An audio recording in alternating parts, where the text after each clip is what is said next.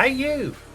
Want to watch a show supposedly set far far away yet has modern day hairstyles, and with writing so stupid characters contradict themselves in the span of a single 36-minute premiere episode? If you attack a Jedi with a weapon, you will fail. Steel or laser are no threat to them. Okay. Want to witness a production that costs more than 10 times the budget of Godzilla Minus One, and yet is so cheap they have CGI that looks like this, and even have to double up and repeat the same crap episode from two different perspectives, and which thus must be some kind of money laundering operation for Disney at this point? Want to enjoy a show with an insufferable black female lead that's almost somehow worse than both Channel 5's Anne Boleyn and Canada's Robin Hood train wreck last year? Pull up in this mess that we big. Robbing. We be robbing. Coming in hot. No! Well, have I got just the series for you, fella? For I give you The ACOLYTE! A series so profound, the main thing comes down to interracial lesbo space which is good, institutional organised space cops bad, whilst the highly skilled writers show off all their smarts, including the quality of their high school science diploma by unironically putting a fucking fire in space, their understanding of what makes Star Wars by introducing Kung Fu, not visiting a single desert planet and also making the Jedi so weak that a whole group of them can't take on one bloke in a Magneto hat, slapping god-awful modern-day pop songs over the end credits,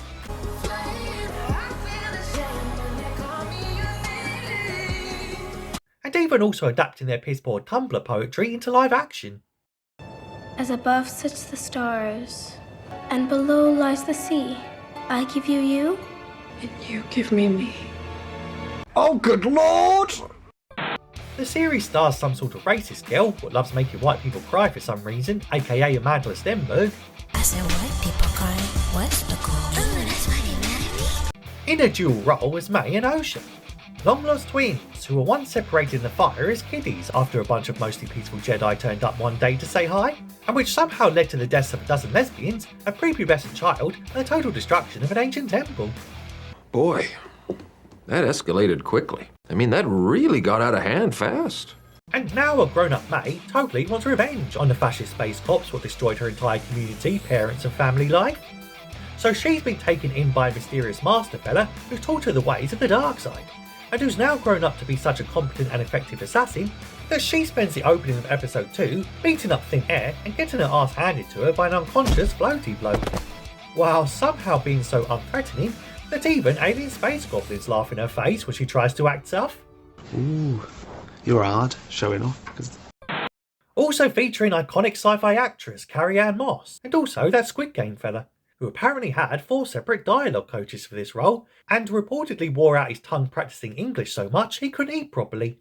Here is 2 Jedi Knights being hunted by the vengeful assassin and her master, while said master is played by that dopey Jason Mendoza fella from The Good Place, aka Manny Jacinto, also here playing a dual role, because he's first introduced as a lovable Asian scoundrel who's initially an unassuming local chemist, before being later revealed as the ultra-skilled and scheming mastermind, who effortlessly kills 8 or so nameless Jedi Knights, but is temporarily defeated by being kidnapped by a bunch of bugs.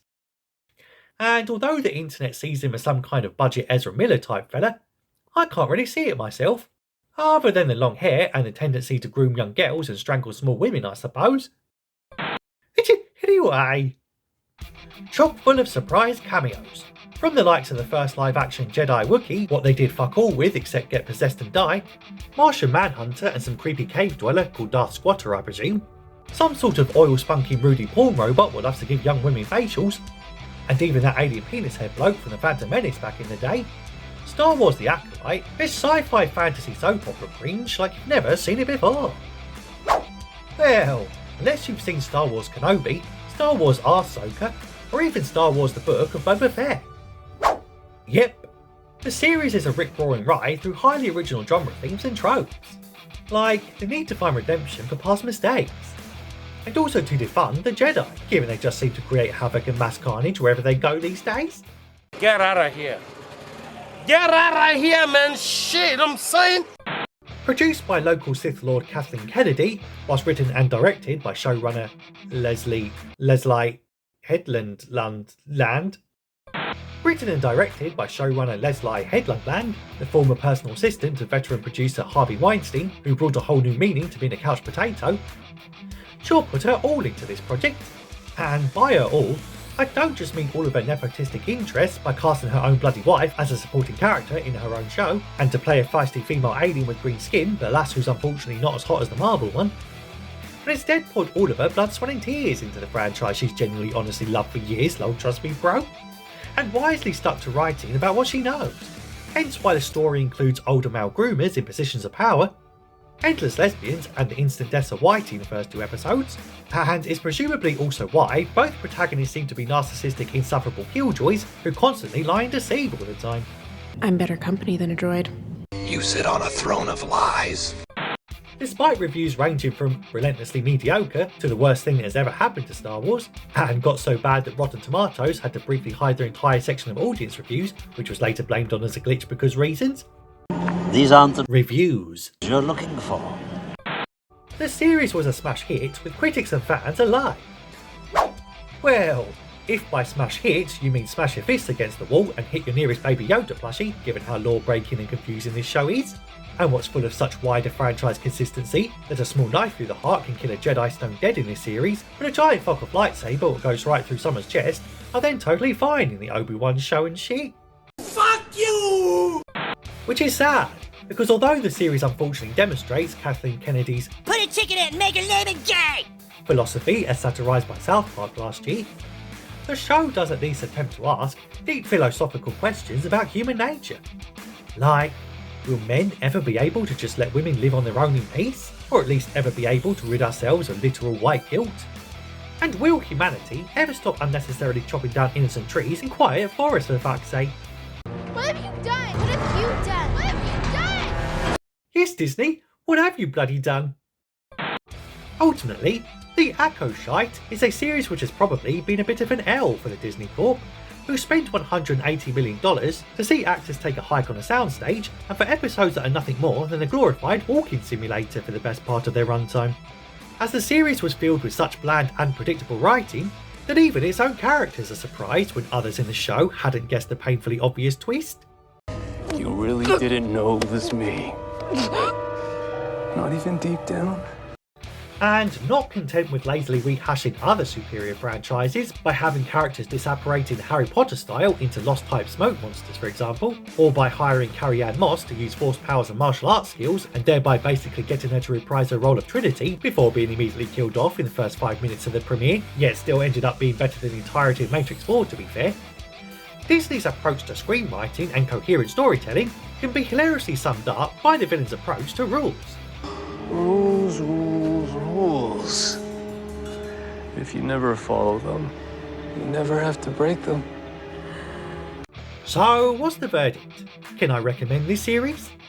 Well, depends on if you can stomach the complete and total nerfing of the once badass and powerful Jedi, who are now so incompetent they get themselves force-pulled into humiliatingly fatal shish kebabs and fooled by young girls giving themselves impromptu haircuts to conceal their true identity, the cynical inclusion of the obligatory cute creature Basil and the obligatory cute droid Pip just to flog a bit of merch, jarringly choppy editing and episodes that abruptly end mid-scene for some reason, hilariously overt yet basic symbolism where good characters wear white and bad characters wear black to announce their turn to whichever side they've arbitrarily chosen, god-awful acting where performers can't even squeeze out a tear over their recently deaded mama, and endless cringy chanting by a coven of interracial lesbo space witches.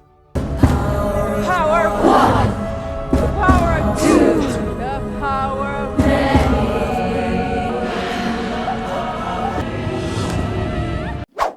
God, that should really be the power of Manny, given actor Manny Jacinto carries this entire freaking show on his back. Nice. But at the end of the day, I suggest making your own mind up about this series, where a cult of communal women minding their own business all die horribly just because an Asian child kidnapper desperately wants to traffic a minor away across the galaxy to be his apprentice or some shit. So I guess you just need to ask yourself a few questions. Have you always wondered what would happen if $1 billion company just handed a pot of cash to their feminist diversity hires and told them to write up their amateur fanfiction? Do Do you want an update on the current state of the Hollywood acting industry, where a Korean actor is able to humiliate and run rings around Western ones, despite having to sound out his lines phonetically and barely having a clue what he's even saying in English? Or do you just want to witness yet another legacy franchise get skin-suited with political messaging in order to push a totally forced and insultingly tiresome agenda? Just like modern day Star Trek, Doctor Who and even True Detective earlier this year. Well, if so, then Disney Star Wars The Acolyte, my friend, is the series for you.